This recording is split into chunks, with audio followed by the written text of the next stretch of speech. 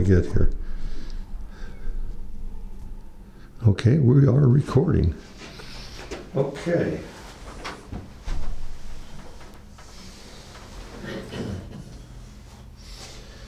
Good morning. Good morning. I'm Mike Cook. On February 24th, 2025, I'm with the Nebraska Vietnam Veterans Memorial Foundation's Share Your Story project. Bellevue University is a sponsor of the NVVMF Memorial Park project, and I'm at the Chase County Community Center at Imperial with Larry Radcliffe. Did I pronounce that, Larry? That's correct. Okay. Who has agreed to share his story for the Link Library of Congress Vietnam History Project and the Nebraska Vietnam Memorial Park Project. All right, Larry, let's begin with your full name. Larry Dean Radcliffe. Okay. Where were you born, Larry? In Sterling, Colorado. I lived just west of Imperial here, but I was born in Sterling. Okay. Tell me about your parents and what were their occupations? My parents were farmers, and mother was just a housewife. And be careful now. Don't say just a housewife. That got me in trouble. Okay. All right. Do you have any brothers and sisters? Yes, I had one brother. He's now deceased, and I have three sisters. Okay. Can you give me their names? Virginia, Arlene, and Marilyn, and Jolie. Okay, and your brother? Brother was Gerald. Daryl. Okay. What school or college did you attend before joining the service? I attended McCook Junior College and Kearney State College. Okay. And you graduated from high school? I graduated from high school here in Imperial. In Imperial. All right. What were your parents or brothers and sisters' feelings about you joining the service? Nobody had any problem other than my mother, but it just worried her to death. Oh, okay. All right. Can you elaborate on that? Tell me why. She was just always so concerned about the war and everything that it just worried her, and she could not get over it. Okay. And you enlisted, right? Well, I had to deal with the office here all the time I was going to college to let me go one more semester.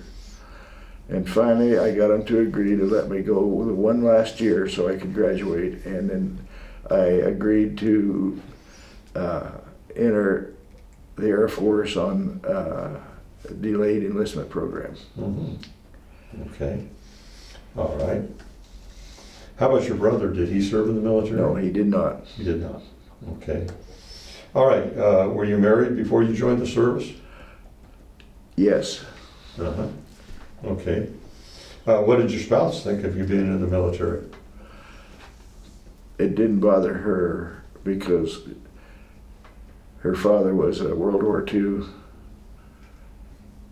pilot, and her brother was a helicopter pilot in Vietnam. Oh. So it didn't bother them at all. Okay. Now, you said you went to college before you went in the service. Did you also work? Oh yes, I had to work.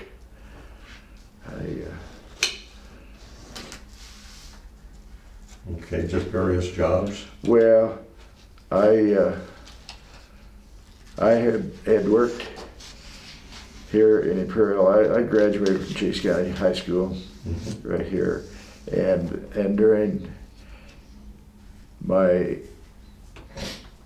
4 years of high school, I worked at the local grocery store. The manager, owner, was a very good friend. His son was a good friend of mine. Mm-hmm. So I worked there. And then when I got ready to transfer to McCook, I worked there for good friend that had originally lived here, and he was a tank wagon distributor of fuel, and had dealt with us on the farm for a number of years down in McCook. And so I went to work for him, and then when I transferred to Kearney State College, he knew a man that owned the grocery store in Kearney, so I went to see him, and so I worked for him the entire time I was going to college.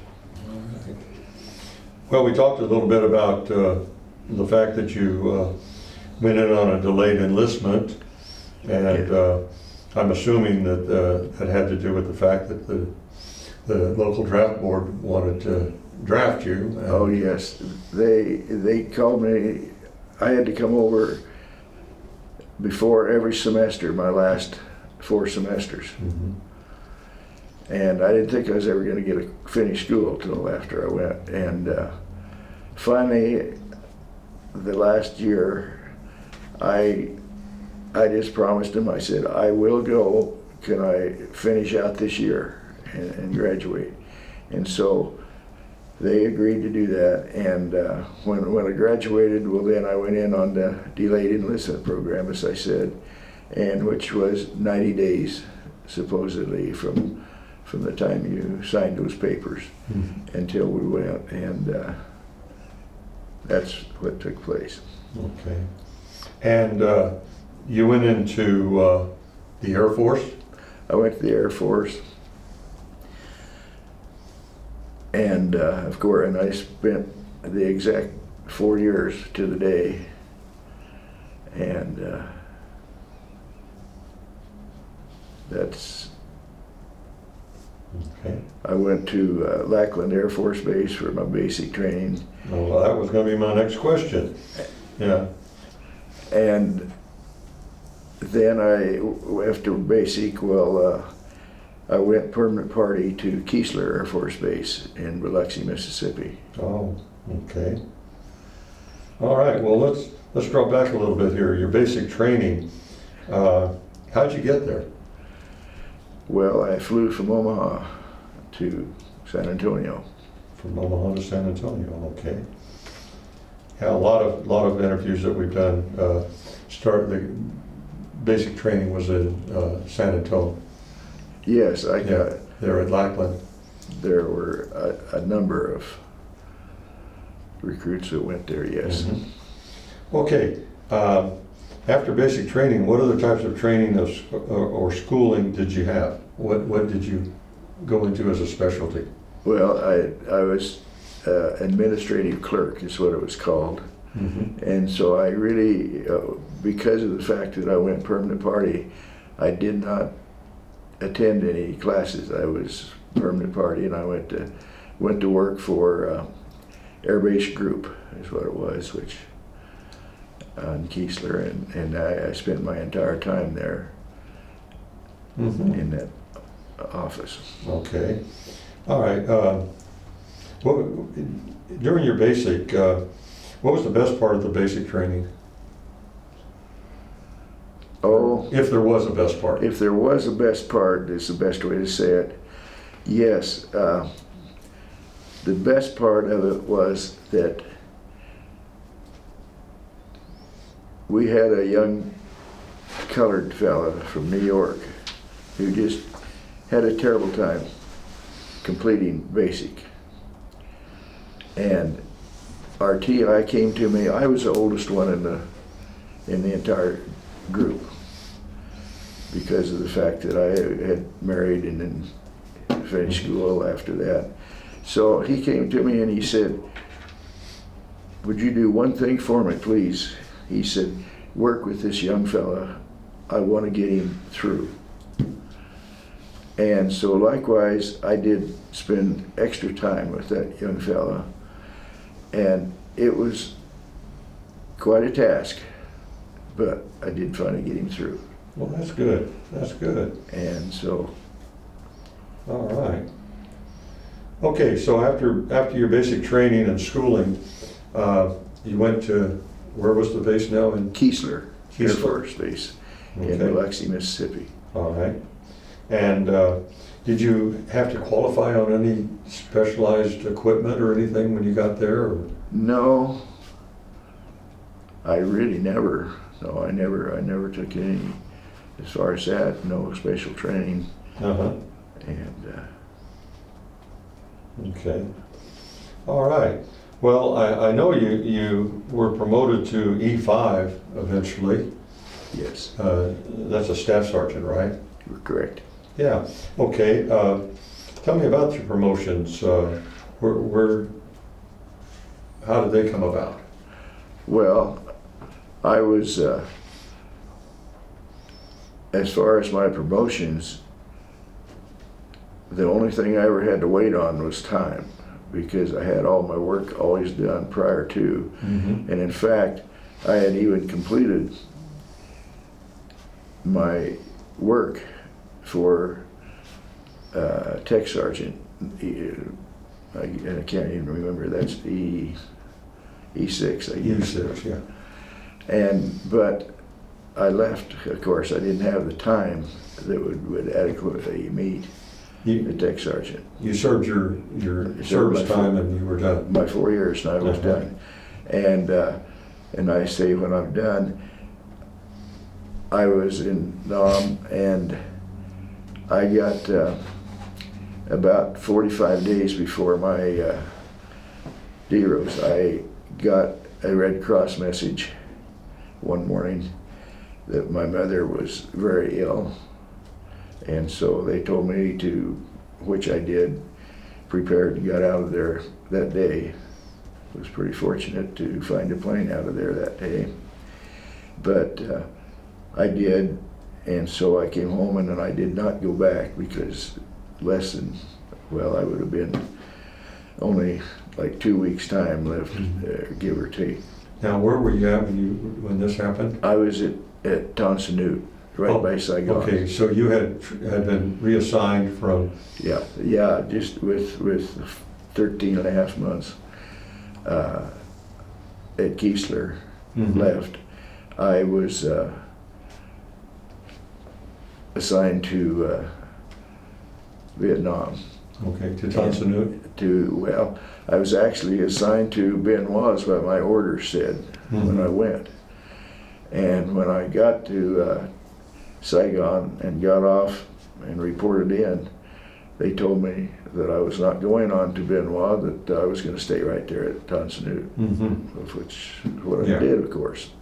Okay. And so I spent my entire time there at Tonsanut. You spent a year duty there. Right, Uh-huh. just short of a year. In the clerical. Right, in administrative. Administrative. Okay. It was actually, the duty I had was worked in the airbase group there, and we worked with the Vietnamese Air Force to some degree. I didn't, of course, as much as the other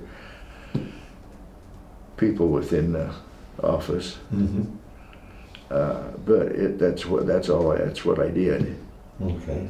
And so then, when I came home, when I found out I was coming home because of the Red Cross notification, Mm-hmm. I was able to, I got notice and had to find a way from Tonsanut to Benoit, which is only 24 miles or so. Mm-hmm. But that was the only way to get out in a plane. There was not going to be another one for 3 or 4 days. So I asked the master sergeant that run the motor pool if there was any way he knew I could get there, and he says, yes, I will. You be at the flight line at 7 o'clock tonight and I'll get you there, he says. And, well, it was no problem because the flight line was just to the east side of this building. Mm-hmm. So I got there and he took me there and I came home. Okay. Let's drop back a little bit. Okay. When you were assigned stateside, okay, did your wife go with you? Yeah, she stayed at Kearney State College Uh-huh. for 1 year after I went Oh, okay. because she was teaching, working on her master's, and so she finished out. Because see, I left in September, so she stayed that year, Mm-hmm. and then she came to Mississippi then. Okay. And how'd you like Mississippi, the service there? I liked Mississippi, I really did. I couldn't live there for nothing but as far as the place, I liked it. They were beautiful people. Mm-hmm. But I'm not cut out to live in the humidity and such as it is there. I'm just not able to, Mm-hmm. because we lived in fog half the time. Yeah. And but it's a nice place, and there's a lot of nice people there. So they sent you to Vietnam, where there's absolutely no humidity. Right. It was a 180-degree turn. Yeah, right. And how about there at Tunson? Did you have, was that? I'm assuming your wife didn't come with you. No. So she returned stayed, here, or? She stayed in Mississippi, Oh. and because she was teaching when I got the orders, and she signed her contract for the next year. Oh. Okay. Before I got notice, and so she stayed, and of course taught well, and that's how it went there. Mm-hmm. And then we moved back to Nebraska. Back here to Imperial. Yeah, Mm-hmm. and back to here when she did. I mean, she moved back, and of course when I came home, and then. Of course, I had hardly gotten home until they wrote me a letter and said nobody goes back with less than X days, and I don't know how many it was, but I didn't go back to Vietnam. Right. And they tried to get me to re-enlist, which I wasn't interested in, and so they reassigned me to Texas. Air Force Base in Texas. Mm-hmm. And I says, that is not what I have in mind at all. I mean, to me, I couldn't think of it just moving all the way down there and 7 months, 8 months, moving back, because I knew it was. So I called the colonel I worked for in Mississippi, and he says, you just stand by the phone. He said, I think we can get you other duty. Well, he called me back, and he got me assigned to Lowry Air Force Base in Denver. So that's where I spent the last 8 months. Uh-huh. And so then that was when I got out then, well, we moved from Lowry to here in South Dakota, where I took a job up there. Okay, so, all right.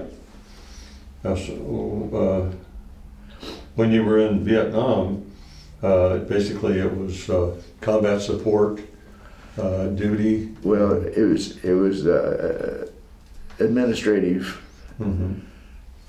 and what my job was,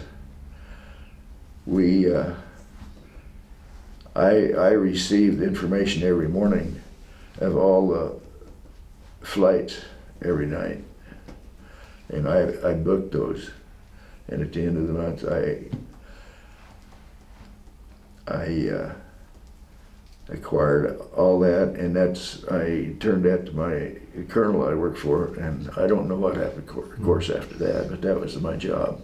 Okay, now you said you booked all the flights. Were these departing flights from Vietnam, No, or were these no, helo not- flights? Or? These were flights in the wartime. I mean, they were. I guess I should ask, what type of planes were they? Yeah, well, they were. We had F-15s and F-16s and Okay. B-52s sitting right behind our house we lived in, Mm-hmm. and that's what I put together was the info of how many, where they went to, and all the details in regard to those flights overnight. Yeah.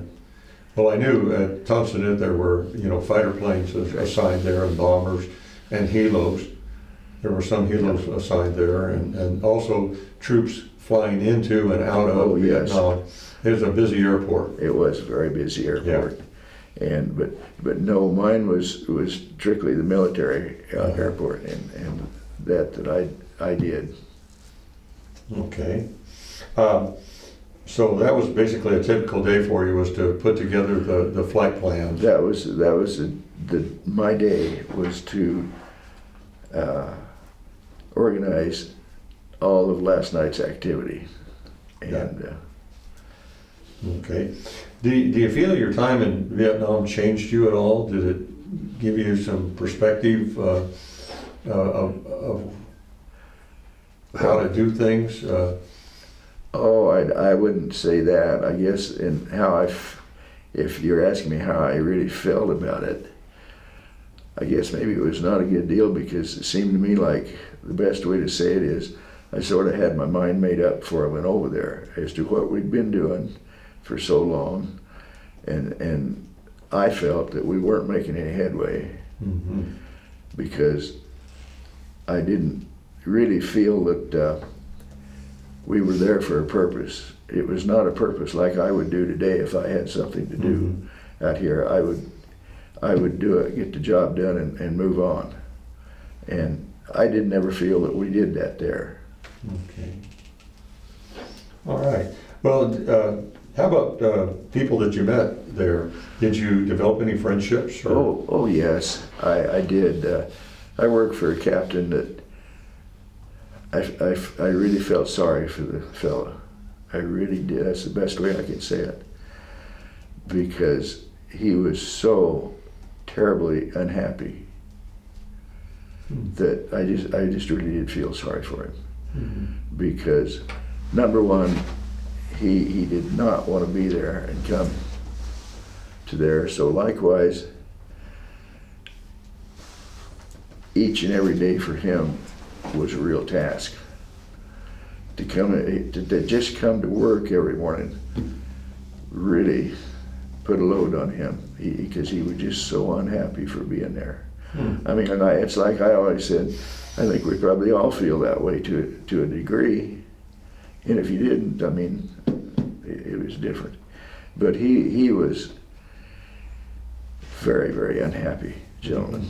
And he was a nice guy, but he just was not happy. Okay. And there was I had other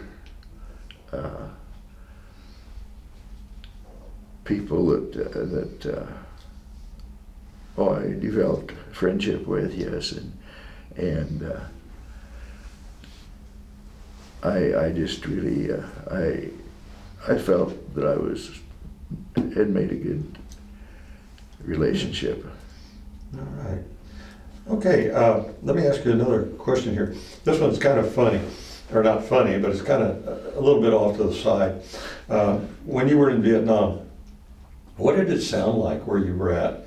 And did it smell different than you were used to? Oh yes, it smelled different. Yeah. Yeah, and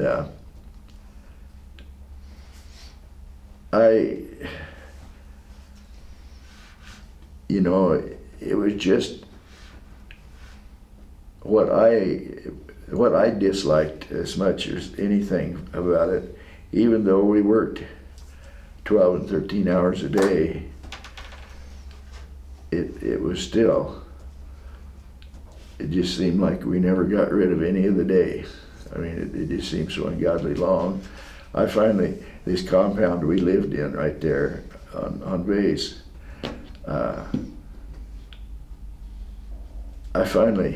I seen an ad one night that said the Photoshop needed I don't know what it was called, but a person to develop pictures. And I thought, I don't know if I can do that, but it's going to use up some time. So I just took on the job. And I would usually work from about 8 to 11 or 12 at night, just to do something, just to be occupied and occupy my time. And because there was just not anything to do. And I wasn't used to that. I have never had been that way in my life. And to this day and age, I still don't. I've got to be busy. I've got to be active. All right. Well, let's, the friendships that you made when you were in Vietnam and when you were in Mississippi, do you stay in touch with any of those folks? Well, you know, what really hurts about that, one of the best friends I had in Mississippi was, he got reassigned to Elmendorf in Alaska. And we wrote back and forth, but I lost his information as far as his address. And the last card he sent me was, he just said, "Take care, Bob," and I cannot remember what his last name was. So likewise, I lost that friendship, because I mean, it just didn't turn out right. I lost that. All right. Well, let me ask you one more question here. What was your best or worst part of your service experience? Well, I would say that just the fact of going to Vietnam was the worst part of it, is because, and there's lots of other people, I'm for sure not the only one, but when you've kind of had it in your mind all along, because of going, when I went to Keesler, permanent party, I had more than one person say to me, they said, "You won't have to worry about going to Nam with having been selected," like I had been, and going direct permanent party. They said, chances are, well, we then, and then just, I don't know, see, 5 months before I went, we had our first child. Makes it that much more difficult to leave. Yeah. And it's like I've always said, if I would have known, we would have never had that child then. I mean, I waited until I got home. And because that really was, as far as I'm concerned, that was the worst part. And then this other part was, I knew how my mother felt. It bothered her terrible, terrible bad. And that always did bother me. We just had a family reunion here last month, and I had never told this to anybody, any of my siblings. But like I said, you know, I knew that it just bothered her so ungodly bad, because every letter I got from her, it was just I mean, I think it probably hurt worse to have her to write it than for me to read it. And you know, I look at that and I say, if I'd have known, of course, this is life. If I'd ever thought that that could have been possible, I'd have done things differently. Well, when you got out of the service, you flew out of Cameron Bay? No, Benoit. Benoit. Okay. Yeah. After, when you flew out of Benoit, where did you land in the States? We went from Benoit to the Philippines and then on across to San Francisco. Across to San Francisco. And then I flew from San Francisco to Denver, where our family was at that time. How was your reception at different locations? We've had people that said we had problems when we landed back in the States, and other people say things were okay, no problem. No, I never Never had had any problems. No. problems. And how was your reception when you got back to your home? Oh, no problem. No problems, things were good, huh? No problem. All right. Readjusting to civilian life. What did you start? What did you do after you Well, got back? when I got out of the service from Lowry, we moved directly, like the next day, to Huron, South Dakota, where I had a job intact with the farm credit system. And I worked for the farm credit system in Huron and in McCook and here in Imperial for the next, must have been 16 years. Okay. And I get this kind of drops back a little bit to what we talked about earlier. Continuing friendships from the service, and did you join any veterans associations or organizations? I've joined the American Legion, and that's it. But as far as any relationships, no, because there was a couple fellows at Lowry that I got to know quite well, but they both passed on since then, and so. Okay. Have you attended any reunions No. of your groups? No. No? All right. All right. So, and I think we talked a little bit about how the military service experience affected your life, related to you having a child while you were in the service and your mother's feelings and things like that. But anything other that stands out about the military service that affected you? Well, not that I know of. Now there may well be. We ask some others. They might have a different answer. No life lessons or anything? No, I don't feel so. Okay. Well, how do you feel about the military in general? Well, I felt okay. I have nothing against the military. I'm glad we have to have it. We need it badly, and I'm glad that we can sit here today and say I feel that we're going to return to what we need to be. Okay. What message would you like to leave for future generations who are going to view or hear your story? Well, I think that what I would recommend is that I would never consider, never did, and I would never consider being not cooperating or being a draft dodger or anything like that. I believe that's a duty that we all have, and that part doesn't bother me at all. And but as I've said, I would sure do it on my part just a little bit differently, and that's my own problem. But that's really the way I do it.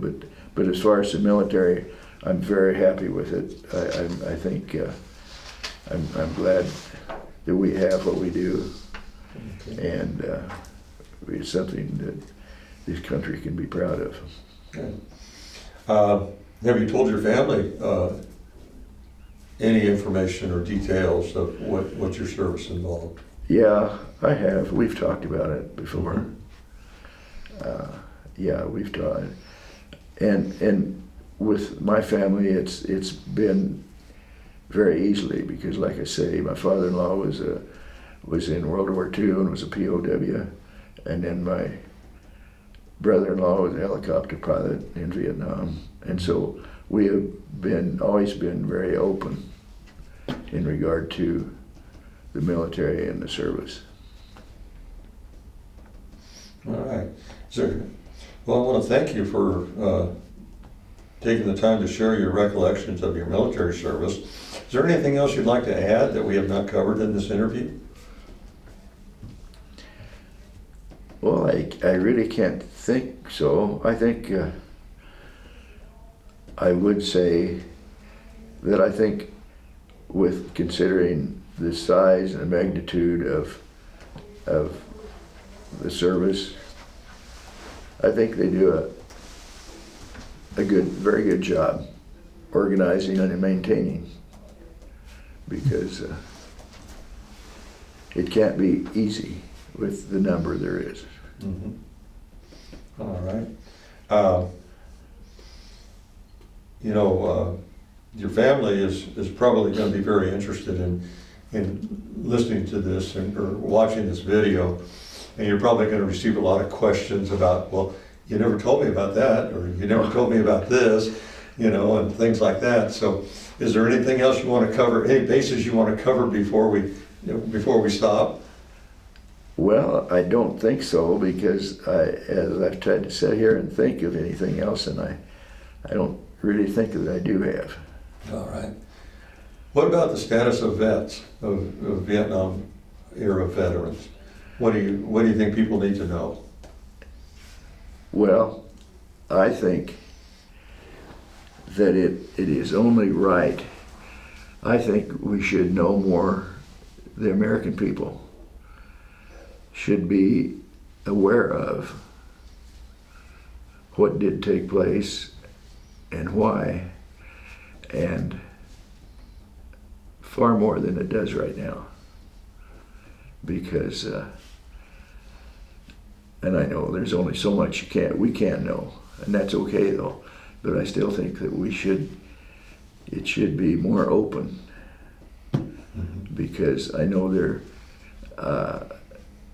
we go to Veterans Day here. The school does a very fine job of having a program, and I have found over the years that I don't think it's as open and knowledgeable as I feel it could be and should be. Because I just feel like many people would understand more and better. Well, that's good to know. All right. Well, with that, I think we can conclude our discussion here, Larry, and I wanted to thank you for your service, of course, and then also thank you for sitting for this interview. Hopefully some good will come of all these interviews that we've done, as far as the last part where people need to know more about that era, that time in our country's history. And well, I hope so, because it's just like, I just feel like that things like this right here, where it involves many people, and well, to me, we can say the American people, because it has that we should be making sure that more are made aware of what's going on and why we're doing what we are, to the degree that we can. okay. Well, again, thank you very much. And with that, I think we'll stop the interview and All right. wish you a good day and a good future to your life. All right. Thank you.